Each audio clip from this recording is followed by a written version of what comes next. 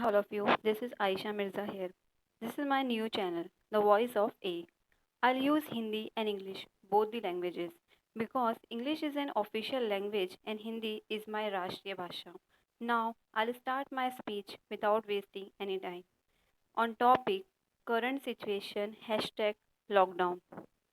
Now, we are living in the 21st century, talking about the digitalization, technology, space technique, and so on. But the thing is that still we are not able to fi- figure out, still we are not able to fight against this coronavirus. So, how to deal with, with that?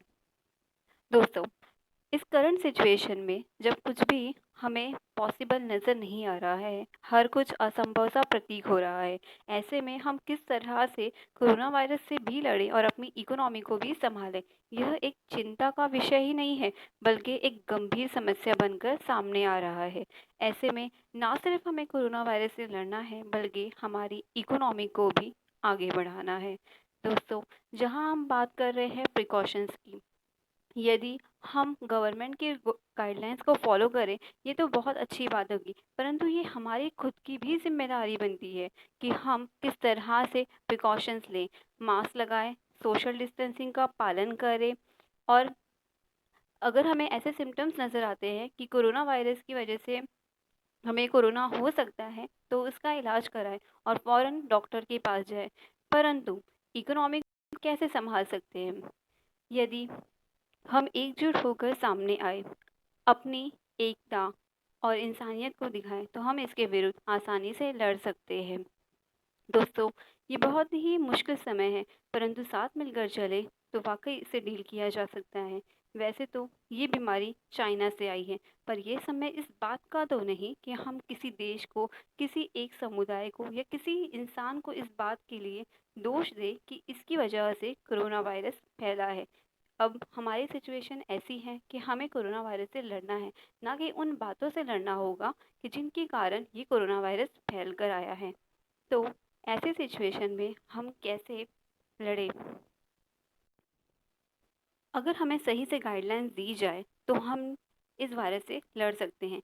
जिस तरह से मज़दूरों को इसकी बीमारी की वजह से ना सिर्फ बीमारी को झेलना पड़ा, बल्कि उन्हें उनकी फाइनेंशियल कंडीशंस और ट्रैवलिंग करने के लिए भी बहुत सारी चीज़ों की परेशानियाँ आई। ऐसे में यदि गवर्नमेंट ने सही तरह से उन्हें गाइडलाइंस दी होती, सही तरह से रेल, बस या किसी और सवारी का इंतज़ाम किया होता, तो आज हमारे मज़दूरों की ऐसी हालत नहीं होती। इसकी ज़िम्मेदार ना सिर्फ पॉलिटिकल पार्टीज़, पुलिस और भी लोग हैं, बल्कि हम सब हैं, क्योंकि हमने सामने आकर इसका सामना नहीं किया। बिना किसी गाइडलाइंस के, बिना किसी इन्फॉर्मेशन के सब एकजुट होकर बाहर आ गए। इससे ना सिर्फ कोरोना वायरस फैला, बल्कि कई लोगों की जान गई, तो कहीं लोग पटरियों पे मर गए, तो कहीं लोगों ने अपना सड़कों पे दम तोड़ दिया। ऐसे में क्या हम सच में कोरोना वायरस से लड़ पाएंगे? क्या हम सच में हमारे देश की इकोनॉमी को बचा पाएंगे? दोस्तों, याद करो, ये वही देश है जिसने पूरे जग को ज़ीरो की पहचान कराई थी, ज़ीरो के बारे में बताया था। ये वही देश है। क्यों ना एकजुट होकर सामने आए और पूरे देश को, पूरे विश्व को हम यह साबित कर दें कि हमारा देश पूरे वर्ल्ड में नंबर वन है। ये इस तरह से संभव होगा कि हमारी कंट्री में एग्रीकल्चर के द्वारा हमारी इकोनॉमी को हम अच्छे से उभार सकते हैं। ना सिर्फ एग्रीकल्चर के द्वारा, टेक्निकल वे से भी कर सकते हैं। जिस तरह से लॉकडाउन के दौरान भी हम टेक्नोलॉजी का यूज़ करके हमारे काफ़ी वर्क को कर सकते हैं। सोशल डिस्टेंसिंग का पालन करते हुए भी हम बहुत से वर्क को अंजाम दे सकते हैं।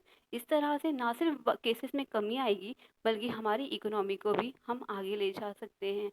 ये वक्त वो है जब हमें इस बात पर ध्यान देना है कि किस तरह से इस वायरस पे काबू पाया जाए, किस तरह से हमें हमारी इकोनॉमी को बचाना है, ना कि एक दूसरे